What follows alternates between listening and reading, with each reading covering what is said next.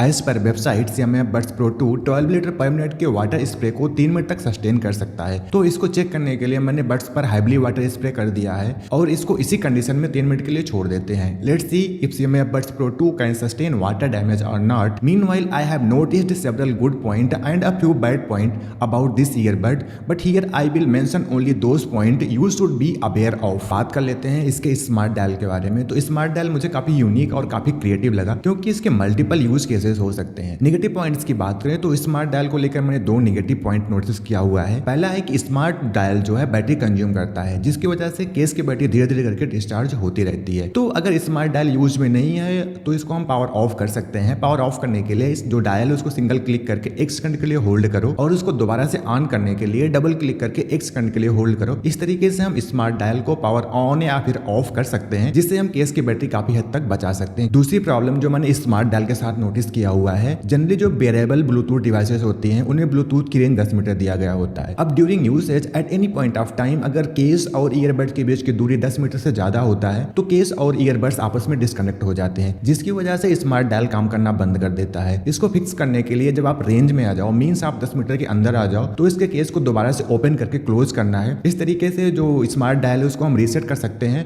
Case पर mat finishing दिया गया है, जिसकी वजह से केस पर जो माइनर स्क्रैचेस पड़ते हैं या फिर फिंगरप्रिंट होता है वो उतना प्रोमिनेंटली विजिबल नहीं होता है, काफी हद तक कैमोफ्लेज्ड रहता है। इसके अलावा जो उसका चार्जिंग पोर्ट है उसका प्लेसमेंट काफी इंटरेस्टिंग है। जनरली ईयरबड्स में चार्जिंग पोर्ट या तो केस के फ्रंट में होता है या फिर केस के रियर में होता है, बट CMF बड्स प्रो 2 में जो चार्जिंग पोर्ट है वो केस के साइड में दिया गया है। IP रेटिंग की बात करें तो केस पर कोई IP रेटिंग नहीं दिया गया है, वहीं बड्स पर IP55 की रेटिंग दिया गया है। Means buds water splash proof और डस्ट से प्रोटेक्टेड है। वाटर स्प्लैश प्रूफ को चेक करने के लिए मैंने ऑलरेडी बड्स को 3 मिनट तक काफी ज्यादा गीला करके रखा, थोड़ा सा ईयरबड को सुखाकर और फोन से कनेक्ट किया और नॉर्मली कनेक्ट हो गया, कोई प्रॉब्लम नहीं हुआ। इवन उस टेस्ट को आज के डेट में ऑलमोस्ट 1 मंथ हो गया है और अभी तक मैंने वाटर डैमेज की वजह से ईयरबड में कहीं से कोई भी प्रॉब्लम नोटिस नहीं किया हुआ है। इसके अलावा डस्ट प्रोटेक्शन की बात करें तो जो इसका स्टेम है कंप्लीटली सीमलेस है। स्पीकर प्लस बैटरी हाउसिंग पे केवल एक ओपनिंग दी गई जो कि भी देखने में ऑलमोस्ट सीमलेस ही लगती है। बाकी जो 3 होल दिए गए माइक के लिए, इस पर उन्होंने काफी फाइन मेश का यूज किया हुआ है। तो बड्स में भी किसी भी तरीके से कहीं से भी डस्ट जाने के लिए जो चांसेज है बहुत कम है। तो ओवरऑल अगर मैं कहूँ तो IP रेटिंग के मामले में या फिर डस्ट और वाटर प्रोटेक्शन के मामले में CMF बड्स प्रो 2 काफी सही है। इस ईयरबड्स का टॉक माइक काफी इंटरेस्टिंग है क्योंकि टॉक माइक को उन्होंने